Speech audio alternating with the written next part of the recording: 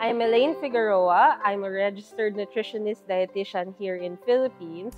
Ang rason ko po sa pag-alis sa bansa natin, nahihirapan po akong maghanap ng trabaho dito. Isang taon mahigit po akong walang trabaho. Pero dahil sa isang oportunidad na sinabi sa akin ng aking kaibigan, nag-apply po ako sa Singapore. Nakapasok po ako sa isang hotel. So, nagsimula po ako bilang waitress sa isang restaurant doon.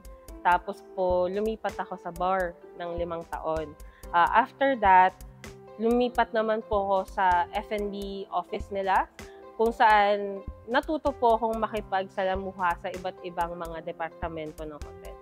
Sa tingin ko ay handa na po ako magbukas ng sarili ko pong restaurant dito sa Pilipinas. Kaya naman po nagbukas po kami ng aking kaibigan ng restaurant sa BGC. Buti na lang po, merong BDO Remittance Center. So, from dun sa bangko namin, diretso na po yun sa BDO Kabayan Savings namin. I'm glad na hindi ko na po kailangang isipin pa yung remittance namin from Singapore to Philippines. So, I'm glad with continuing with BDO in this new journey with Maker.